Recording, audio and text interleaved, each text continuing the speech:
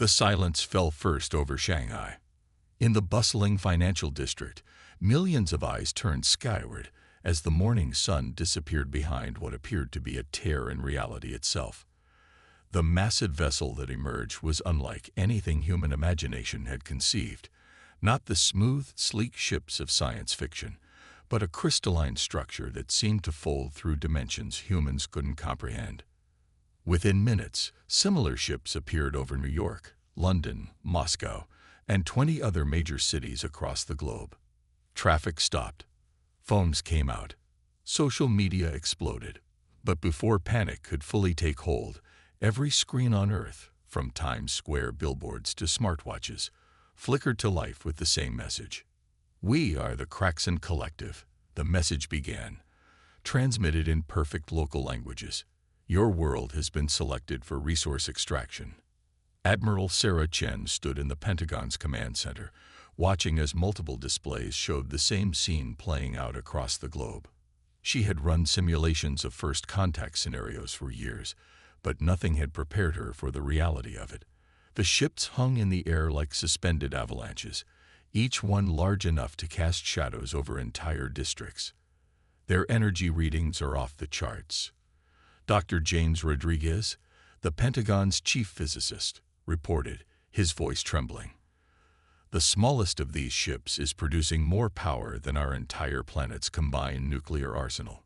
The Kraxin message continued, laying out their demands with clinical precision. They required 40% of Earth's annual production of rare earth elements, 30% of its platinum group metals, and 25% of its uranium production. The deadline: 10 Earth years. "This is not a negotiation," the message stated. "This is a courtesy notice. Failure to comply will result in planetary sterilization. We have granted you 10 of your years to optimize your extraction and refinement processes. We are being generous. Most species receive 1 year." Humanity's response was predictably fragmented. China launched a barrage of anti-satellite weapons. Russia emptied its missile silos. The United States scrambled fighters. The Kraxin ships didn't even bother to defend themselves. The weapons simply ceased to exist before reaching their targets. A demonstration. The Kraxin message resumed after the failed attacks.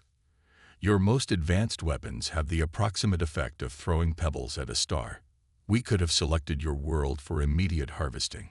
Instead, we offer you time to prepare our tribute. When we return in 10 years, we expect full compliance." In the Pentagon, Admiral Chen watched as President Lopes was patched through to an emergency meeting of the UN Security Council.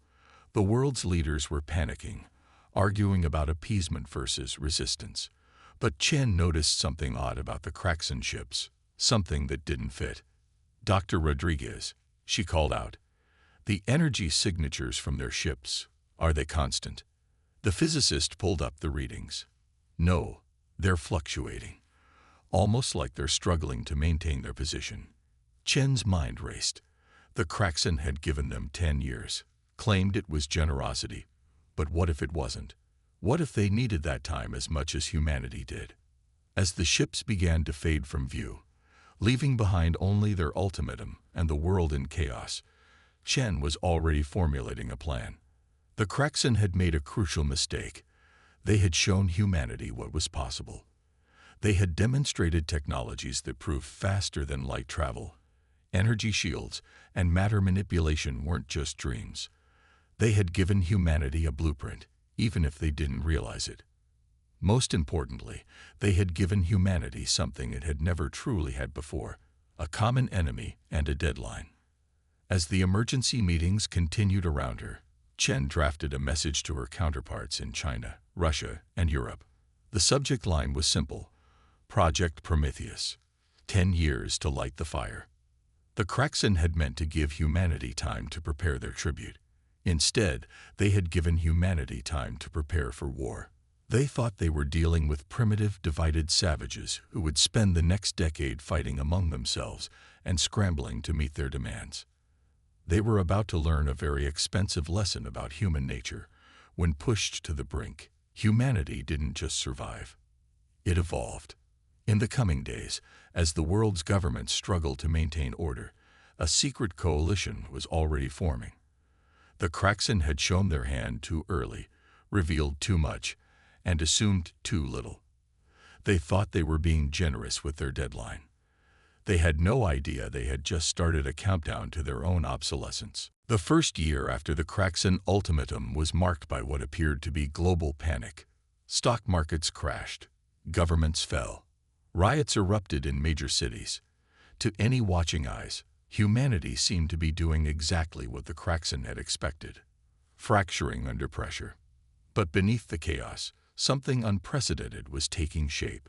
In a repurposed Cold War bunker beneath the Swiss Alps, Admiral Chen sat at a circular table with her unlikely allies, General Lai Wei of China's Advanced Technology Division, Dr. Yulia Petrov of Russia's Quantum Research Institute, and Dr. Marcus Blackwood of the European Space Agency had become her most trusted partners in what history would later call the Phoenix Protocol. The surface chaos works in our favor, Lai Wei explained, his hologram flickering slightly. Our Kraxen observers see exactly what they expect to see. Primitive humans fighting over resources they think they'll have to surrender. Blackwood's hands danced over a tablet, projecting the latest analysis into the center of the room. Their ship's energy fluctuations weren't random. We've detected patterns suggesting their power generation has fundamental instabilities. They're not as invincible as they want us to believe. Dr. Petrov leaned forward, her eyes bright with intensity. The question is why they need these specific materials. Our analysis suggests they're not using them for conventional purposes. The combination of rare earth elements and platinum group metals in these ratios, they're trying to stabilize something. The first breakthrough came from an unexpected source. A graduate student in Mumbai noticed that the Kraxen ships had created subtle gravitational distortions that matched theoretical models of stable micro-wormholes.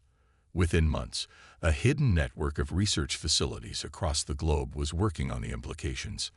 By the end of the second year, humanity had its first successful test of a reverse-engineered energy shield.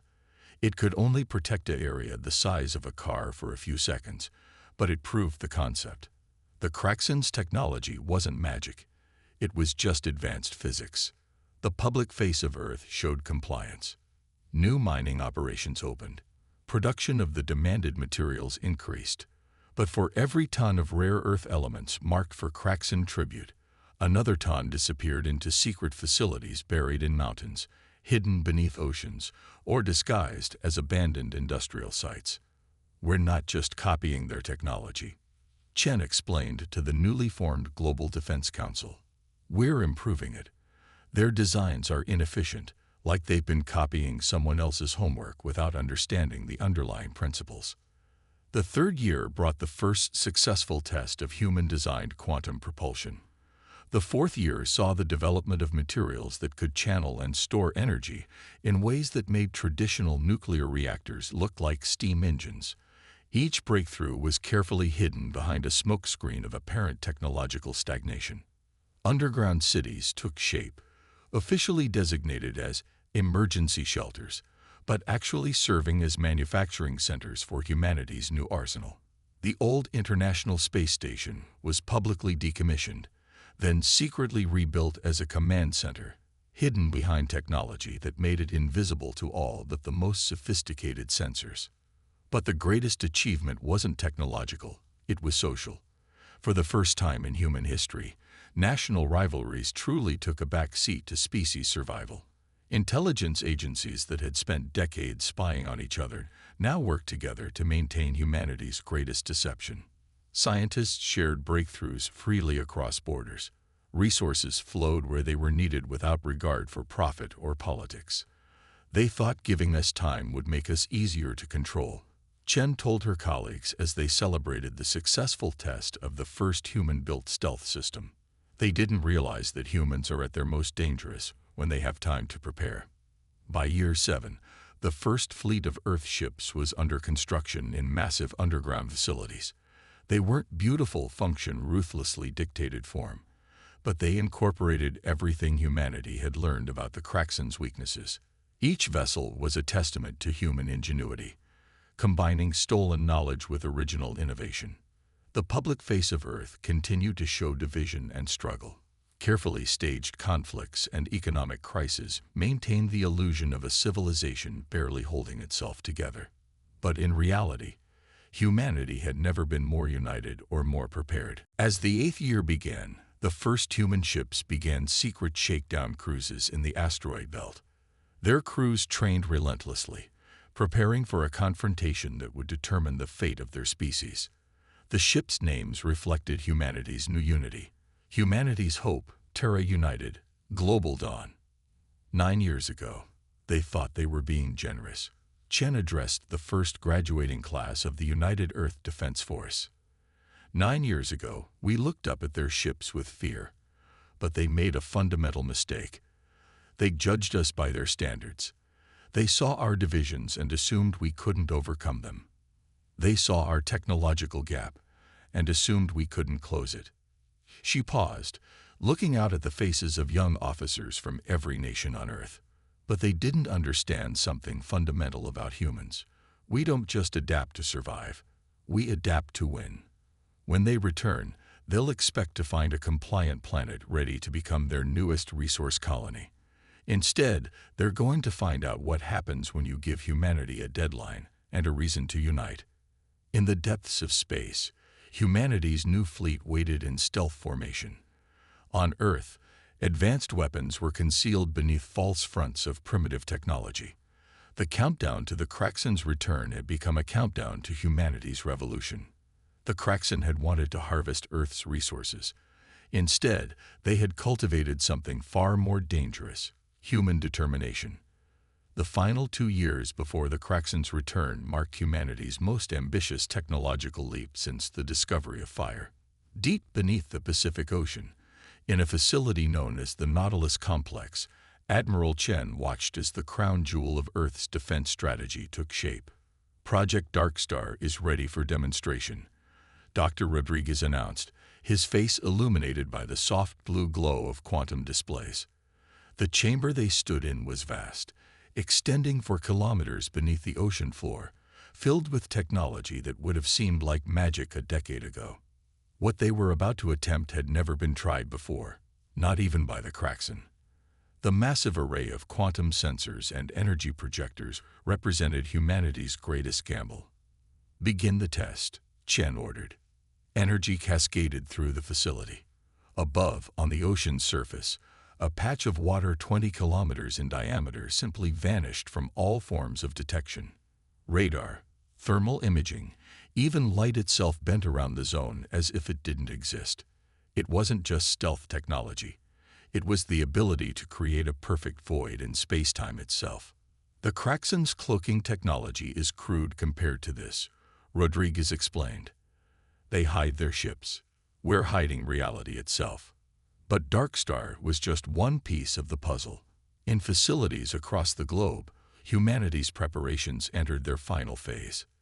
The Mars colony, officially a small research outpost, was actually a massive manufacturing center, producing quantum weaponry far from any possible observation.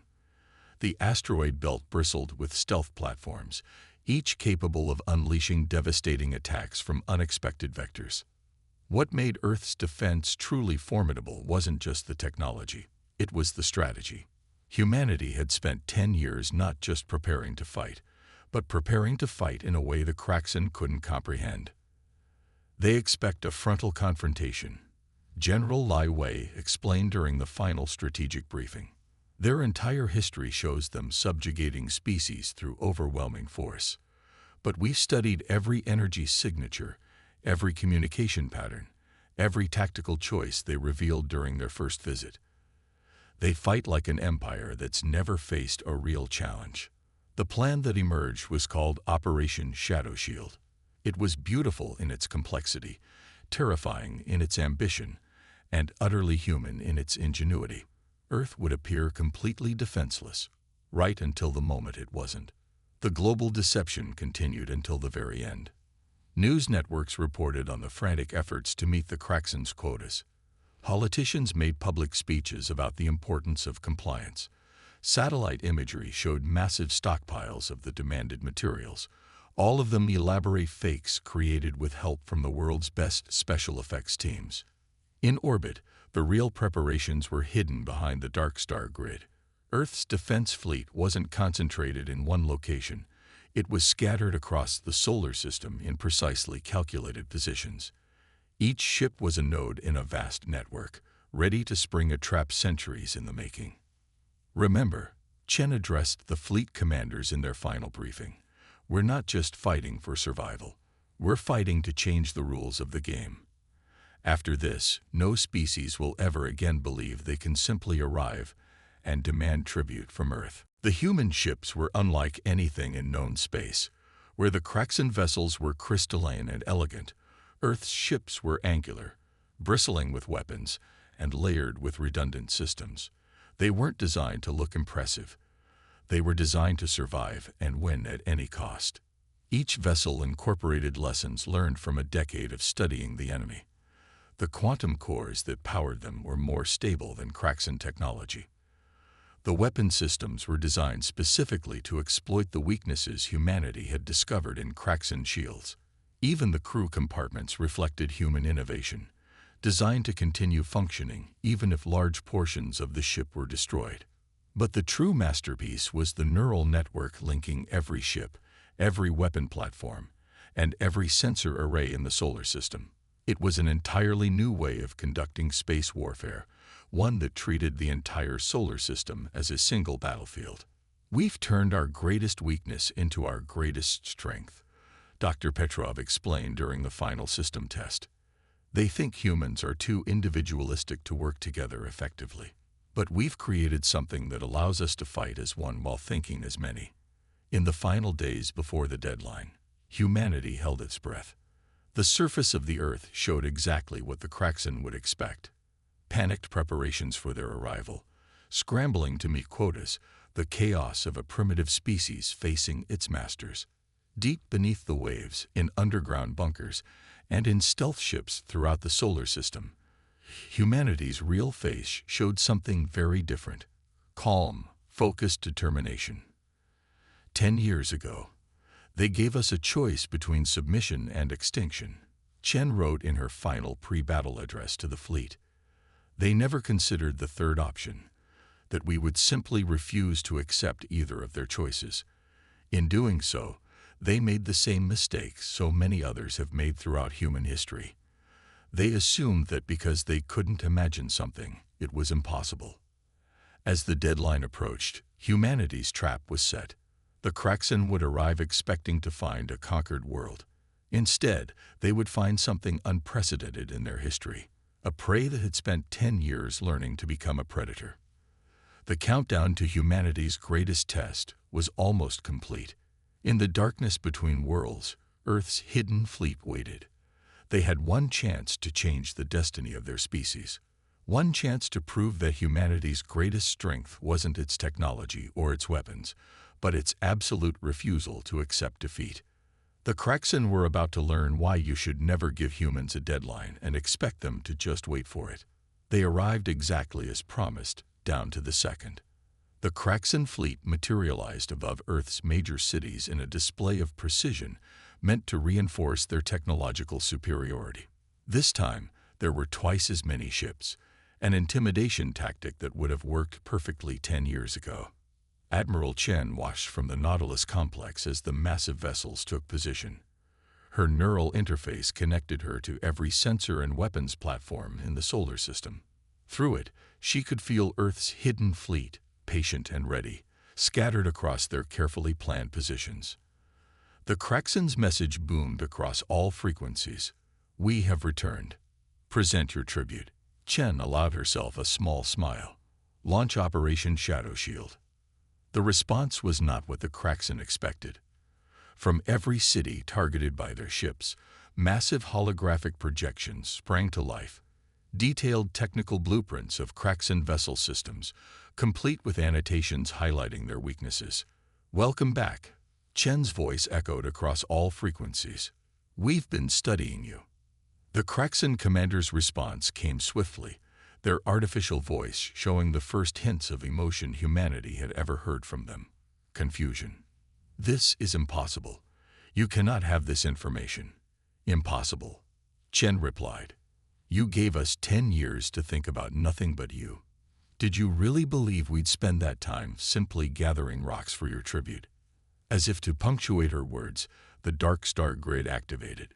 Massive sections of space around Earth seemingly vanished, leaving the Kraxan ships suddenly isolated in patches of visible space.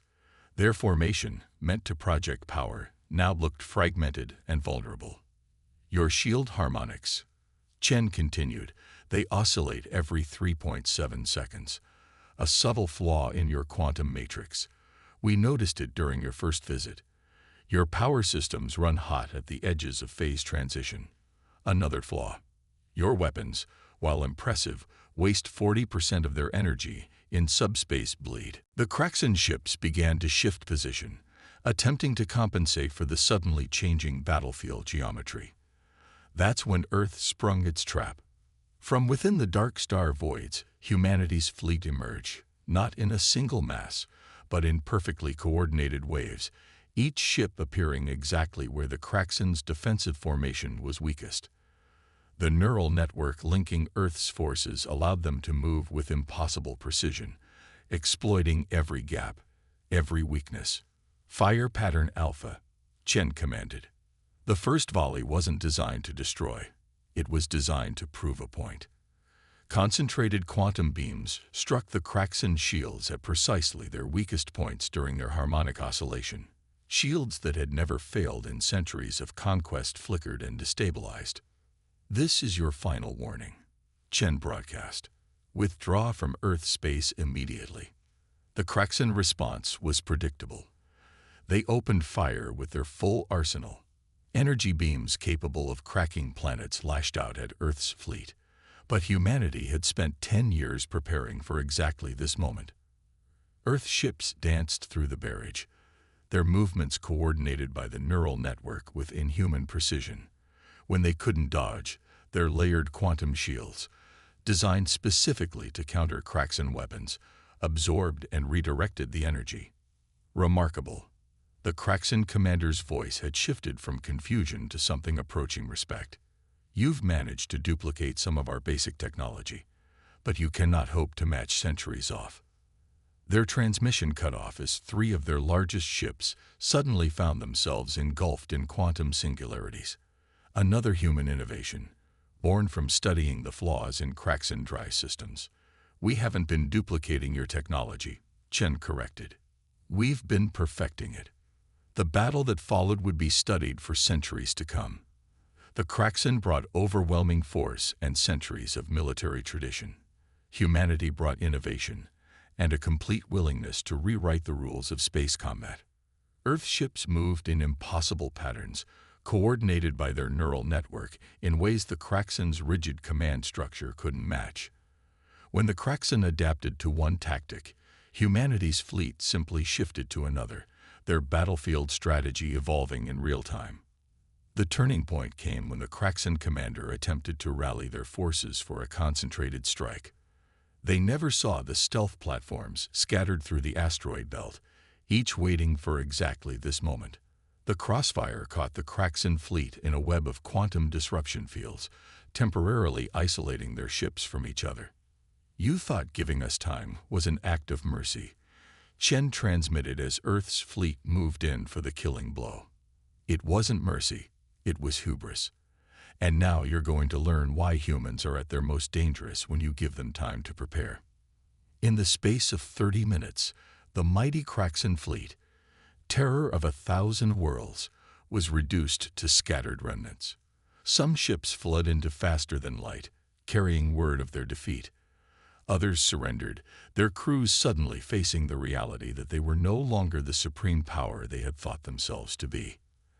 As the last explosions faded, Shan opened a channel to all frequencies, not just to the remaining Kraxan ships, but to any other spacefaring civilizations that might be watching. Let this serve as humanity's introduction to the galactic community, she announced. We will trade fairly. We will cooperate with those who cooperate with us, but we will never ever submit to demands backed by force. The next species that threatens Earth should remember this day, and the mistake of giving humanity time to prepare. In orbit above Earth, the remaining Kraxan ships powered down their weapons. They had come expecting to find primitives scrambling to meet their demands. Instead, they had found something unprecedented in their experience, a species that had treated their ultimatum not as a sentence, but as a challenge. The age of Earth's isolation was over. Humanity had announced its presence to the galaxy not with submission, but with victory. And in doing so, they had changed not just their own future, but the future of galactic civilization itself. The real question now was, what would humanity do with its newfound power? 1 year after the Battle of Earth, Admiral Sarah Chen stood aboard the newly commissioned diplomatic vessel Unity as it approached the galactic Concordet's central station. The massive structure, a sprawling metropolis in space, housed representatives from over 300 spacefaring civilizations. Today, Earth would take its place among them, but not as a supplicant, as a power broker. The Kraxan Empire has fractured into 17 independent sectors, Dr. Rodriguez reported, reviewing the latest intelligence. Each one is seeking separate diplomatic relations with Earth. More importantly, 72 other civilizations that were paying tribute to the Kraxan have requested our protection and technological assistance. Chen nodded, watching the station grow larger in their view screen. The Unity itself was a statement. It combined the best of human innovation with reformed Kraxan technology, creating something entirely new. Like humanity itself, it was an amalgamation that became stronger through combination. "How many species have requested our quantum shield technology?" she asked. 234 at last count, Lai Wei answered, now Earth's first ambassador to the Concordat. The Kraxan's former tributaries are particularly eager. They've seen how our innovations transformed their unbeatable technology into something obsolete. The past year had revealed a galaxy far different from what humanity had imagined. The Kraxan, it turned out, had been technological parasites, building their empire by stealing and poorly copying innovations from ancient ruins scattered across the galaxy. Their power had come not from genuine advancement, but from maintaining a monopoly on poorly understood technology. Humanity's greatest achievement hadn't been beating the Kraxan.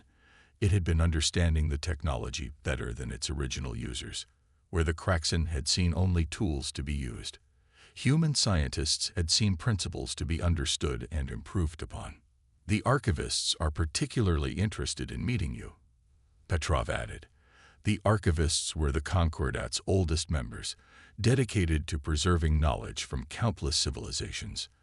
They say our ability to not just reverse engineer but improve upon ancient technology is unprecedented.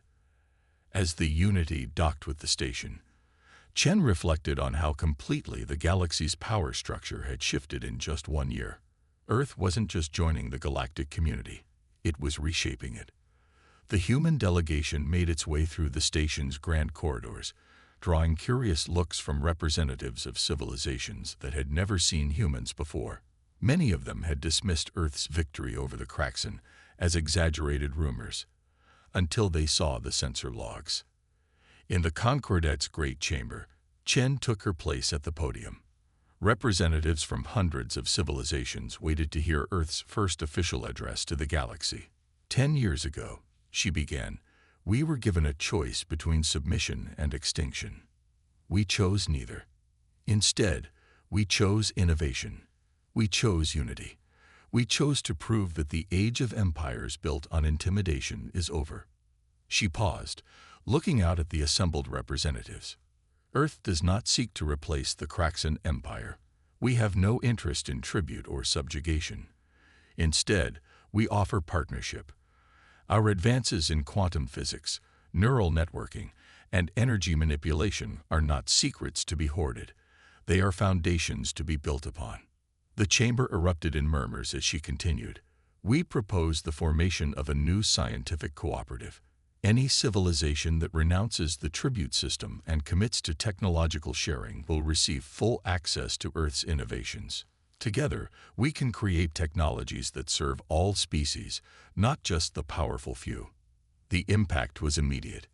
Dozens of representatives rose to pledge their support. Even former Craxan worlds, now independent, eagerly joined. They had seen firsthand what human innovation could achieve. But Earth's influence extended beyond technology. The human model of unity through crisis became a template for other worlds. Species that had been locked in centuries-old conflicts began to see the value of cooperation. The galaxy was transforming, not through conquest, but through the power of shared knowledge and mutual benefit. As the session concluded, Shen received an urgent message from Earth. The deep space sensors they had scattered throughout the solar system had detected something extraordinary. Signals from far beyond the galaxy's edge, patterns that suggested intelligences utterly unlike anything known to the Concordat. It seems, she told her staff, that defeating the Craxan was just the beginning. The real challenges and opportunities still lie ahead. The legacy of those 10 years of preparation had become something far greater than a simple victory.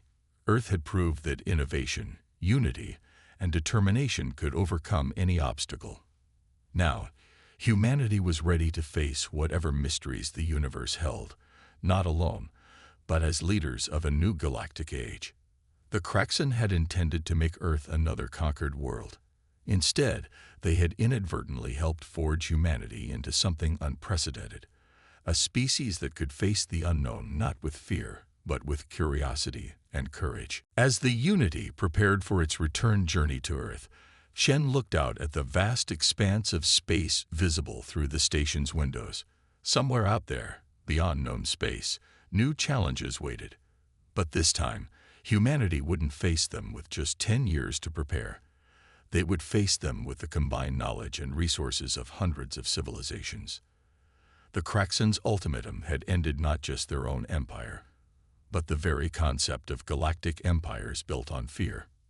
In their place, something new was rising, a civilization built on the uniquely human idea that the greatest power comes not from domination, but from cooperation. The next chapter in human history was beginning, and this time, they were writing it not just for themselves, but for all species who dared to imagine a better future.